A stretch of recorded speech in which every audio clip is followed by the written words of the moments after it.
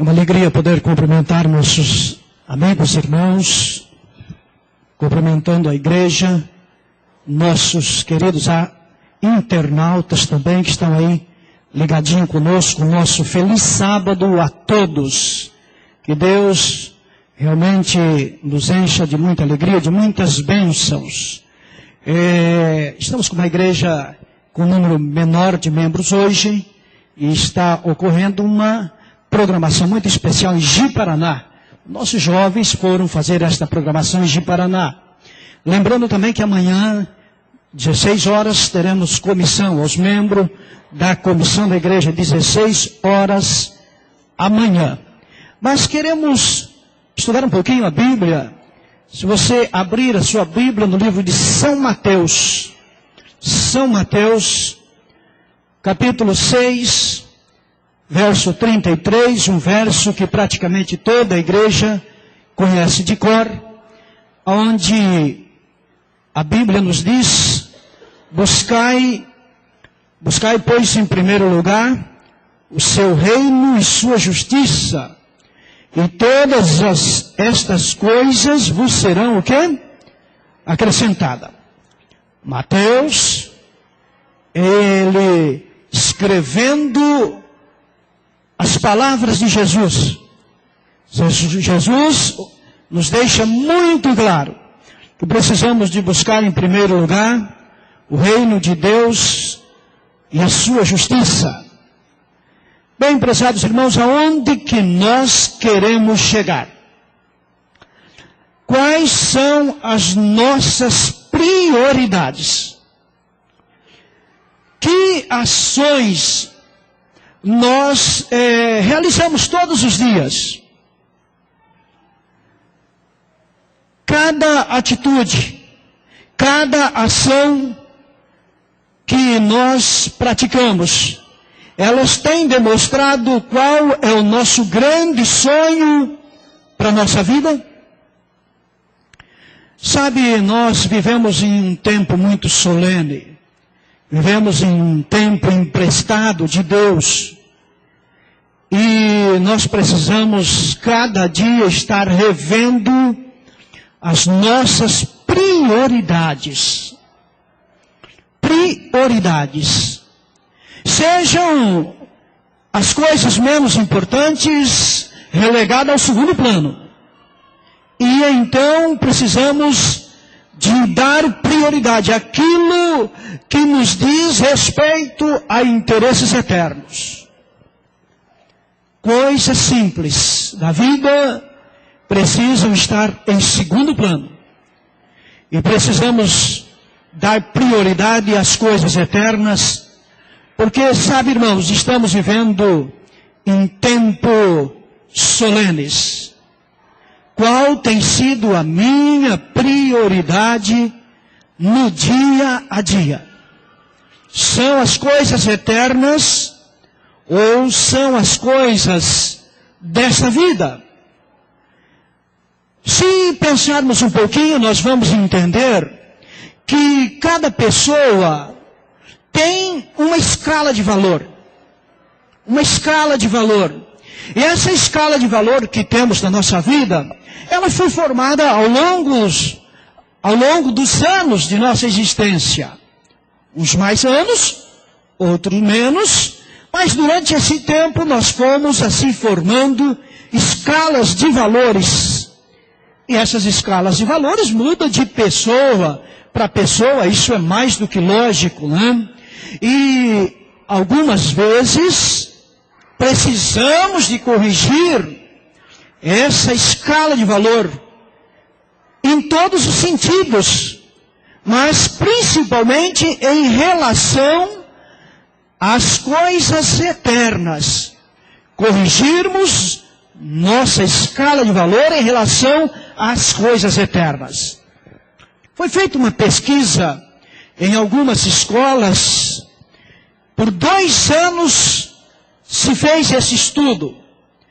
E esse estudo queria responder uma pergunta: o que os adultos desejam aprender realmente? 2 anos de estudo por 3 universidades para responder essa pergunta: o que os adultos desejam aprender realmente? Sabe qual foi a resposta, irmãos? Primeira preocupação: os adultos queriam aprender sobre saúde, ou querem aprender sobre saúde. Preocupação, uma escala de valor, saúde. Pelo menos querem aprender. A segunda preocupação foi detectada, que é desenvolver habilidade nas relações humanas. Assim, as pessoas, eles querem aprender técnica de prosperar, técnica de conquistar a pessoa para si, técnicas de como influenciar as pessoas. Sabe, irmãos, isso são escala de valores. Bem, as escalas de valores, elas precisam ser reorganizadas constantemente. Precisamos de entender essa questão. Vamos dar um exemplo. Para uma pessoa, amar é mais importante do que ser amado. Ele importa em amar. Se ele é amado, ele não se importa tanto. Isso é uma escala de valor para esta pessoa. Para outra pessoa, o importante é ser amado. Amar alguém ou amar outra pessoa está em segundo plano. Não, eu quero ser amado. Os outros ficam para segundo plano. Veja, portanto, é necessário reorganizarmos escalas de valores para a nossa vida. Imagine uma situação. Você está em um restaurante, você tem o dinheiro do seu almoço apenas.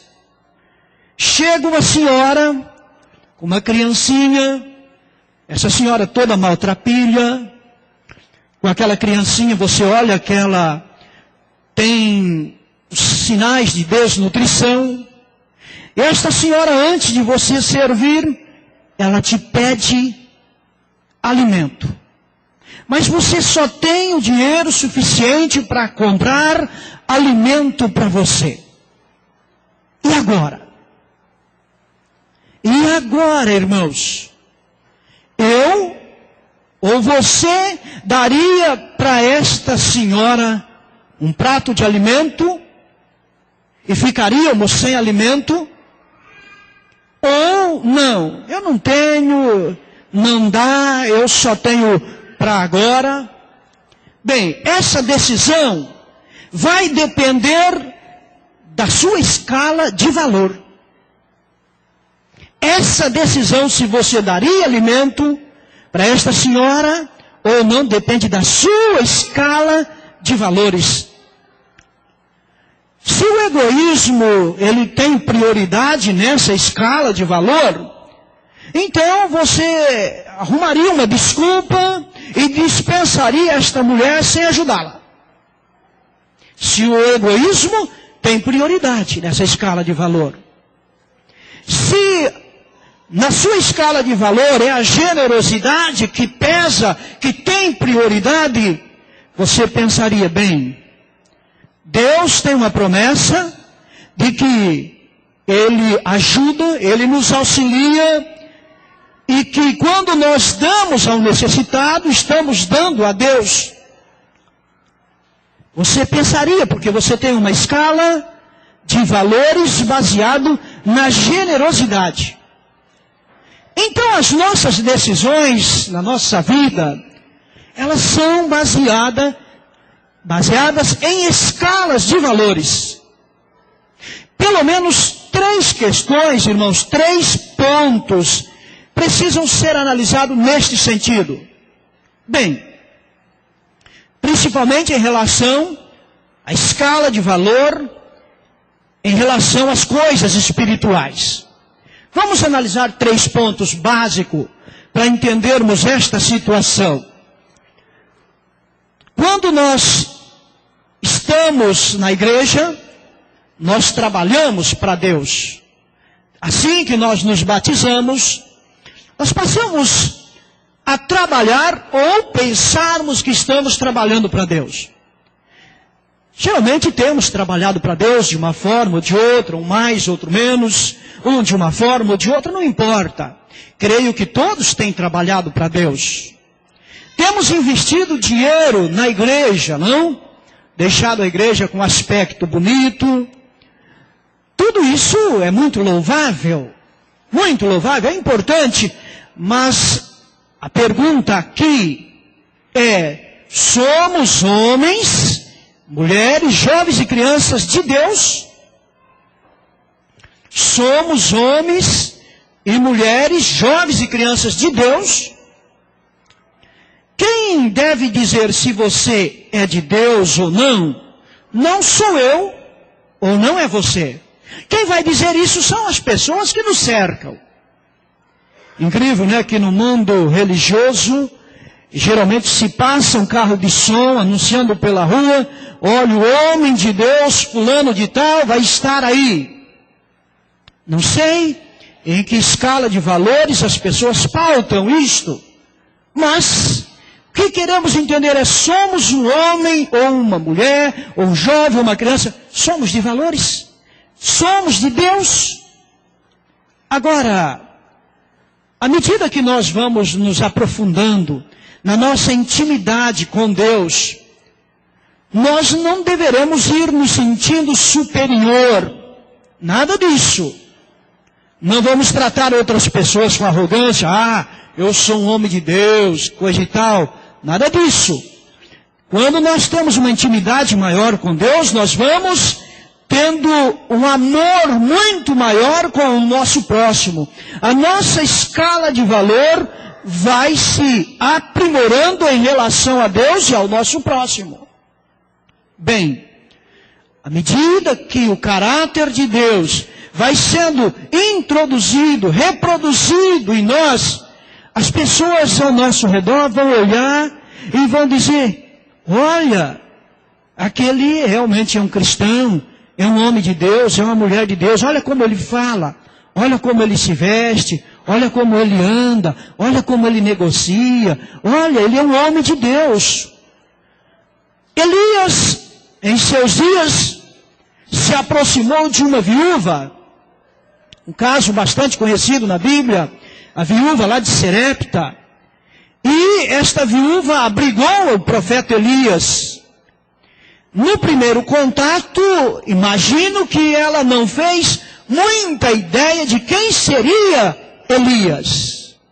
Mas depois de alguns momentos, Elias ali conversando, quem sabe um dia, dois, a Bíblia não diz quanto, aquela mulher olha para Elias e diz: ah, realmente, este é um homem de Deus, porque a palavra do Senhor se cumpriu através deste homem.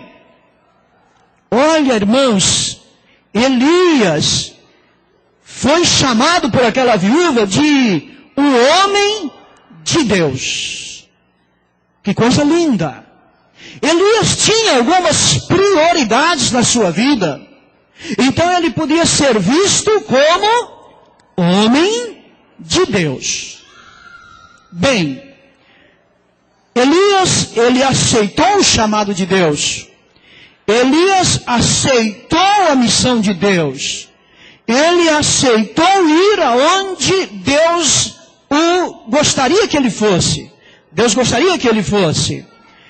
Elias, ele foi treinado, meus queridos irmãos, lá no ribeiro de Querite, lá nas dificuldades. Elias, ele pôde experimentar o milagre da água e do alimento cada dia, que era um milagre de Deus. Elias, ele pôde aprender a confiar em Deus, a obedecê-lo, mesmo sem questionar. E este confiar, este aceitar, este ir aonde Deus mandasse, sabe, meus queridos, isto levou a Elias se tornar um poderoso homem de Deus. Levou Elias a ter estas características. Verdadeiramente, tu és um homem de Deus. Mas Elias teve algumas prioridades. Elias, ele poderia ter continuado outra função, outro trabalho, mas não, ele priorizou as coisas espirituais. E umas características muito interessantes. E o livro de Jeremias, ele diz que eu e você fomos escolhidos desde o ventre da nossa mãe. Pergunto, nós temos dado prioridade a esta escolha? Deus nos escolheu. Ele nos escolheu. Nós priorizamos esta escolha? Ou priorizamos a escolha que eu faço, não a que Deus fez por mim? Outra questão, uma outra característica aqui. Melhor, Elias priorizou a escolha de Deus. Uma outra questão interessante é a de Daniel, o profeta Daniel. Quando perseguido, quando ele soube do decreto do rei, que quem não adorasse a estátua, seria jogado na fornalha, ou quem não obedecesse às ordens do rei, seria jogado lá na cova dos leões. O que Daniel fez? Correu, se escondeu debaixo da cama e orava. Não. Daniel, nesse momento de perseguição, de apuros, ele abria sua janela, virado para Jerusalém, e orava 3 vezes ao dia. Daniel priorizou a oração. Era a prioridade de Daniel. Portanto, quando ele foi jogado na cova dos leões, saiu ileso. Priorizou a oração. Veja que prioridade que nós precisamos, irmãos. Será que nós temos priorizado? Dado prioridades à oração, aceitar o chamado de Deus? Nós levantamos pela manhã, estudamos a Bíblia, oramos com a família. Essa tem sido a sua prioridade? É por isso que, agora há pouco eu estava dizendo que nós precisamos de reorganizar as nossas prioridades. Romanos 10:1, se você olhar, você vê Paulo dizendo que ele clamava e orava. Ele suplicava pela igreja lá de Roma, pelos irmãos romanos. A igreja romana tinha muitos problemas. E Paulo orava pela igreja, pelos irmãos de Roma. Salvação, orando. Você tem orado por algumas pessoas? Você tem priorizado alguns nomes na sua lista de oração? Portanto, quais têm sido as nossas prioridades espirituais? Orar pela salvação de outras pessoas? Orar pelo fervor da igreja? E quando Paulo também, ele fundava as igrejas na Ásia, ali Paulo, ele trabalhava incansavelmente para a edificação da igreja, para o aperfeiçoamento dos santos. Paulo, ele fazia tudo possível para alcançar pecadores, resgatar pecadores. Bem, será se nós temos priorizado o trabalho para a edificação desta igreja? Prioridades. Que importante é nós pensarmos nisto.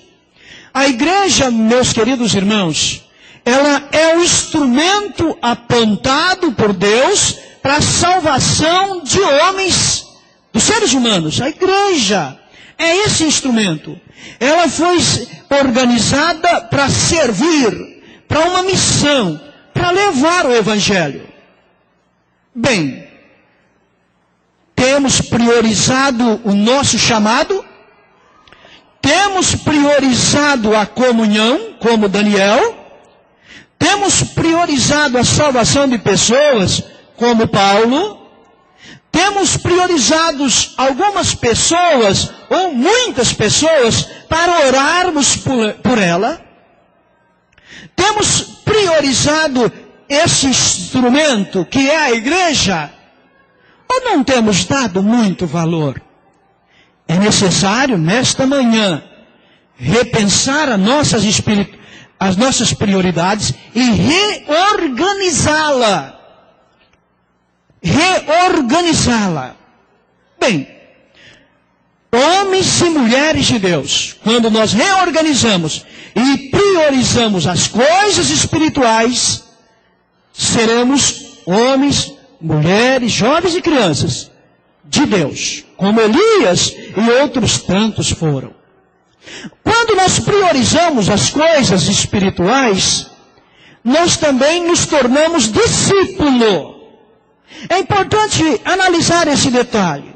Quando nós lemos lá em Mateus 28, 19, portanto, ide e fazei o quê? Fazei discípulo de todas as nações. A ordem de Cristo é muito clara. Vai e faça o quê? Faça discípulos. Faça discípulos. Jesus, ele não quer que nós façamos apenas membros de igreja. Mas tem diferença de membros de igreja e de discípulo? Claro que sim. Um discípulo, meu querido irmão, ele é um leal seguidor de Jesus. O discípulo é aquele leal seguidor de Jesus. Ele vai aonde Deus mandar. Ele está disposto a fazer a vontade de Deus. Ele está disposto a buscar alguém também para se tornar discípulo. O verdadeiro discípulo, ele está disposto a colocar os seus dons para o aperfeiçoamento, para o crescimento da igreja. Colocar os seus dons à disposição. Estou aqui, sou um discípulo, estou disposto. O que tenho eu que fazer? Esse é o verdadeiro discípulo. Se coloca à disposição. Ele está interessado em desempenhar o seu papel pelo qual ele foi chamado. Papel pode ser uma função simples, uma mais delicada, uma mais complexa, não importa. Para Deus o importante é que você desempenhe o seu papel. E o discípulo, ele vai desempenhar. Ele é um leal seguidor de Jesus.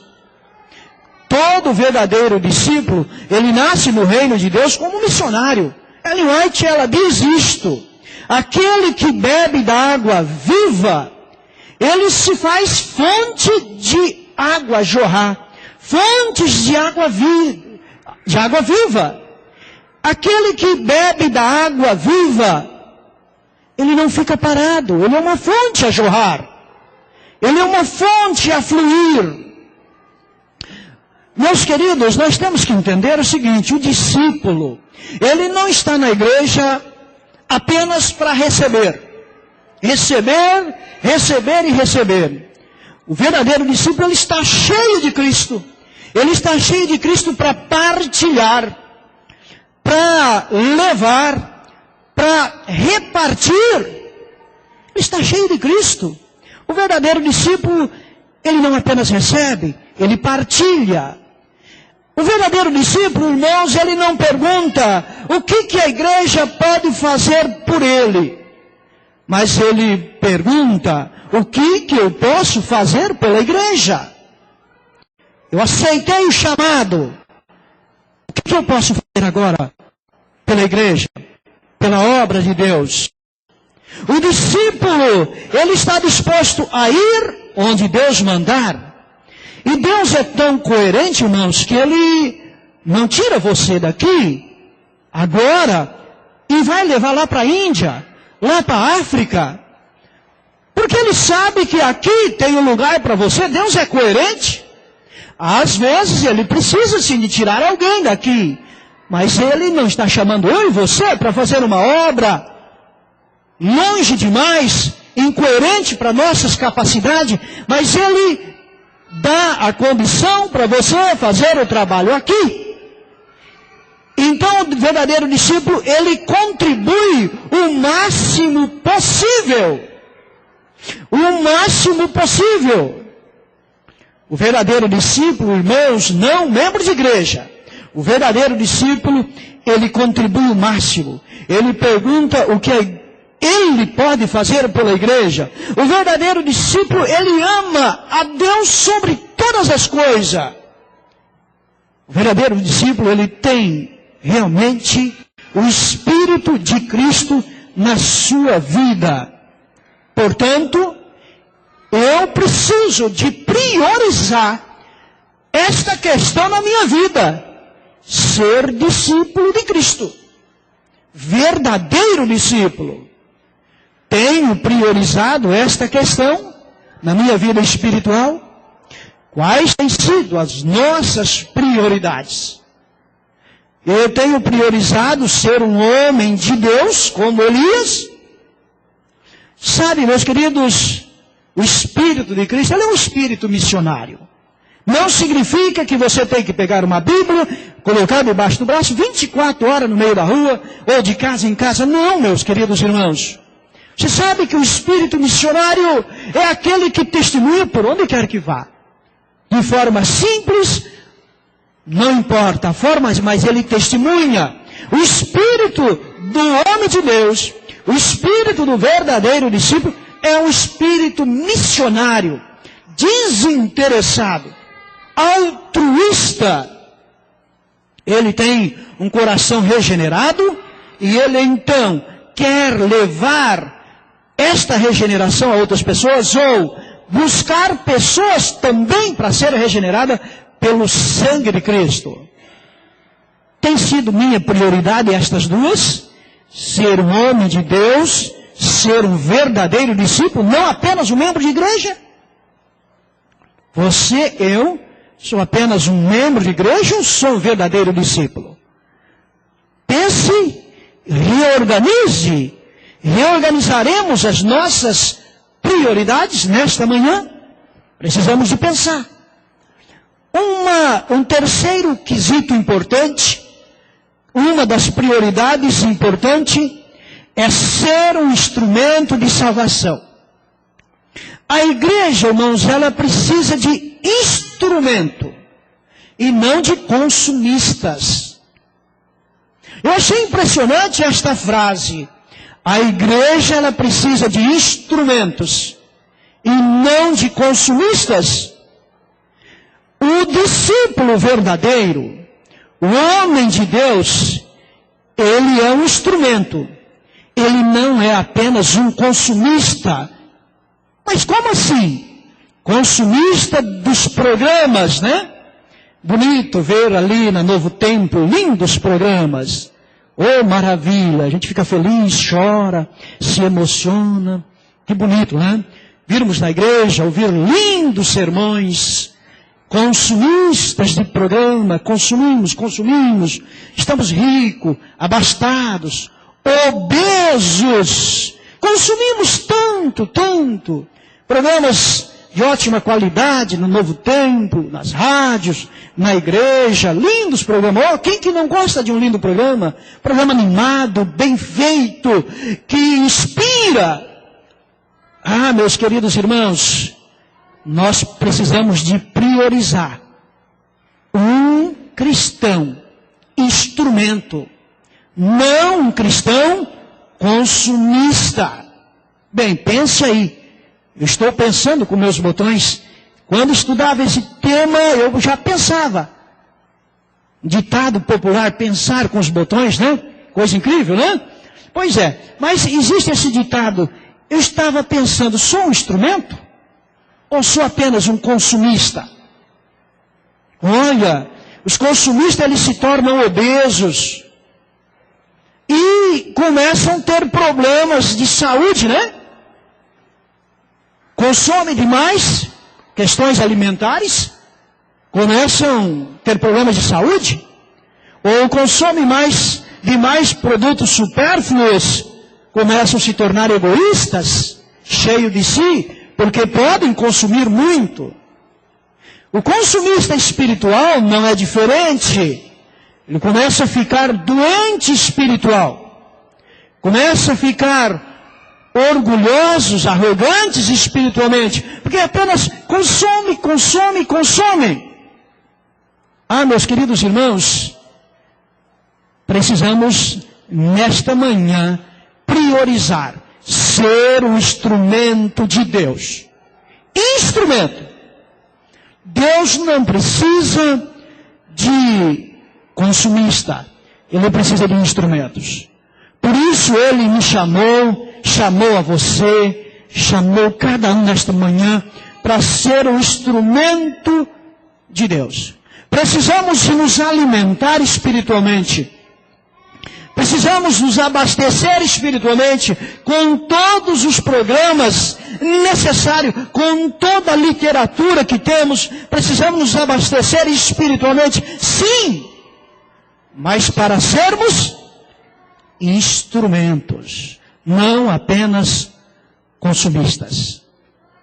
Conta-se de que um certo casal, eles estavam cortando lenha, e no final do dia, a esposa havia cortado muito mais lenha do que o seu esposo.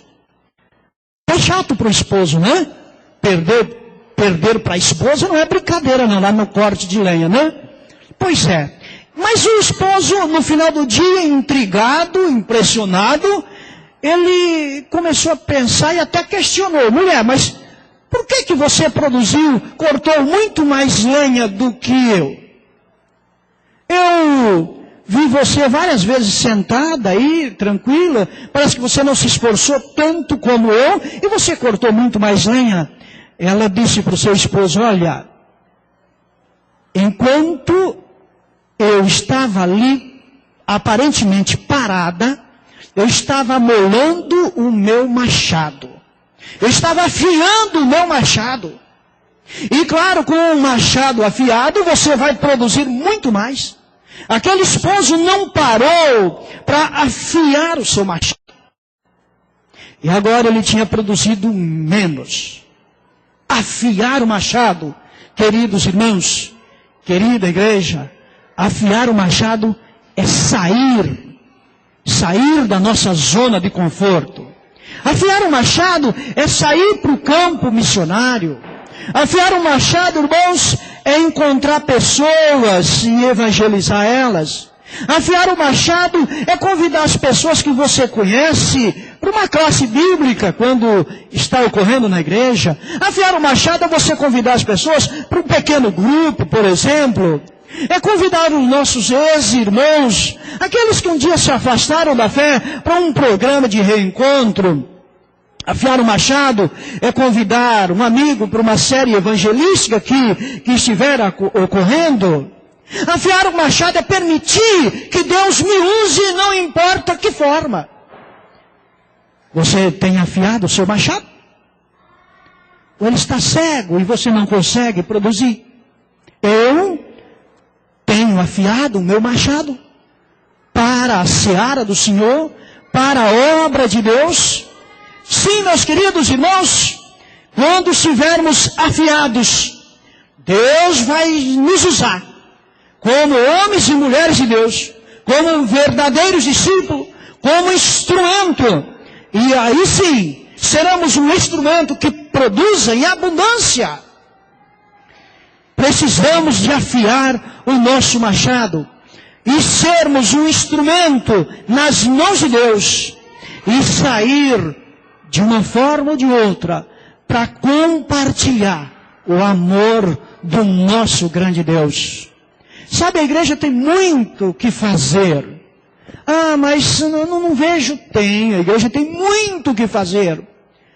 Rolim de Moura, por exemplo, nós aqui não temos aí, quem sabe, um ministério para surdos? Não temos. Será que não era hora de pensarmos? Quem sabe aí alguma coisa para os mudos? Quem sabe um programa diferente? Quem sabe para as pessoas da alta sociedade, vamos assim dizer? Pessoas ricas. É mais fácil trabalhar com os pobres, né? Então a gente trabalha. Mas não era momento de nós priorizarmos ou criarmos meio para as pessoas de uma classe social mais abastada. Ou, quem sabe, os pós-modernos, vamos assim dizer. A igreja tem muito o que fazer. O que nós temos priorizado? Ficarmos sentadinhos na igreja, apenas como membro, apenas como consumista? Sim, meus queridos irmãos, precisamos nesta manhã reorganizar as nossas prioridades, principalmente em relação às coisas espirituais. Claro, nas coisas materiais também. Nós precisamos de definir o que é realmente prioridade. Por isso, uma pergunta que eu fiz logo no início: onde nós pretendemos chegar? Bem, as prioridades minhas demonstram aonde eu pretendo chegar. Se eu estou priorizando mais as coisas materiais, eu estou pretendendo ficar abraçado com as coisas materiais. Mas se eu estou priorizando as coisas eternas, está demonstrando que eu estou caminhando para a eternidade. Você já pensou? Nós já pensamos nesta manhã onde que nós temos que corrigir nossas escalas de valores? Onde que nós temos que corrigir? Primeiro, então, irmãos, precisamos de ser homens de Deus. Segundo, precisamos de ser um verdadeiro discípulo de Cristo, seguidor de Cristo. Terceiro, precisamos de ser um instrumento afiado nas mãos de Deus. E aí, meus irmãos, pela força do Espírito Santo, a obra será feita com grandeza. Ah, irmãos, o livro de Colossenses 3, verso 1 e 2. Eu quero que os irmãos abram este texto. Colossenses, para finalizarmos a mensagem desta manhã. Já entendemos que precisamos de reorganizar as nossas prioridades. É Colossenses, irmãos. Colossenses capítulo 3. Precisamos de nos reorganizar rapidamente. Porque senão o inimigo, ele nos influenciará para irmos para prioridades que não são eternas. Colossenses 3, verso 1 e 2. Portanto, se você, se eu, se fomos ou se fostes ressuscitados juntamente com Cristo, buscai as coisas da onde, irmãos? Ah, lá do alto. Onde Cristo vive, assentado à destra de Deus. Priorizai, o verso 2. As coisas aonde, irmãos? Do alto. Claro, a Bíblia não diz priorizai. Ela diz pensai. Quer dizer, priorize as coisas do alto. Não as que são aqui da terra. Porque você já morreu com Cristo, a sua vida está oculta juntamente em Cristo, e você está priorizando as coisas eternas. O nosso objetivo é a eternidade. E assim, muito em breve, nós poderemos adentrar as portas da eternidade, se priorizarmos as coisas eternas. Se priorizarmos as coisas terrenas, aqui ficaremos com as coisas terrenas. A decisão é sua, a decisão é minha. O que, a partir de agora, estarei eu priorizando?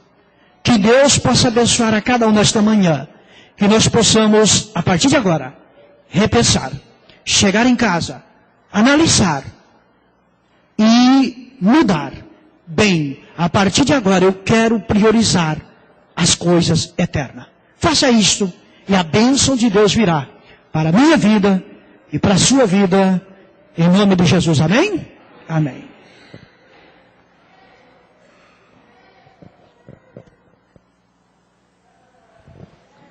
Após uma mensagem tão linda, vamos nos colocar em pé e entoarmos o hino 326, Vasos de Bênção.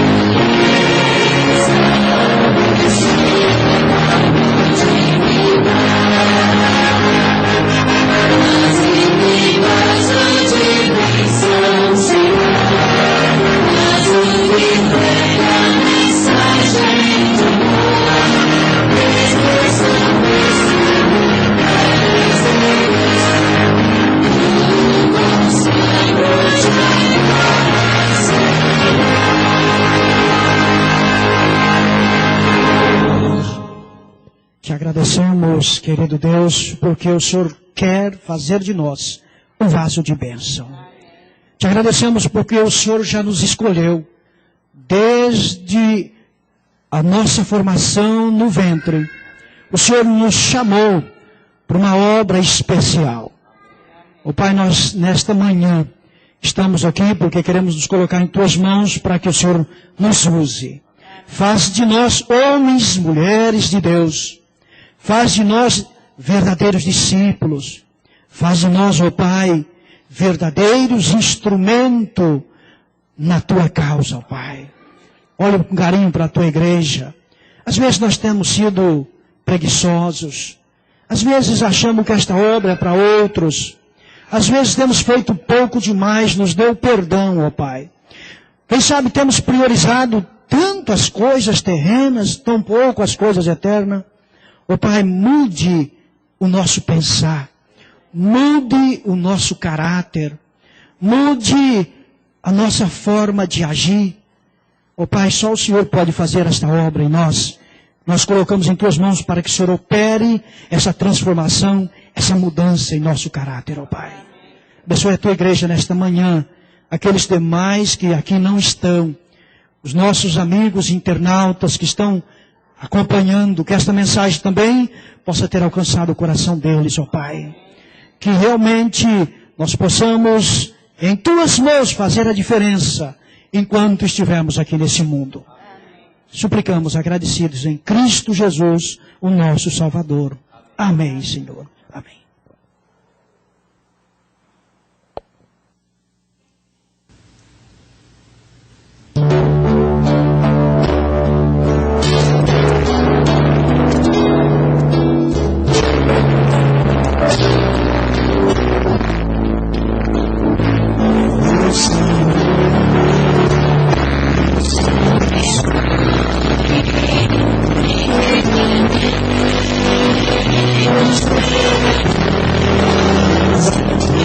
Sim.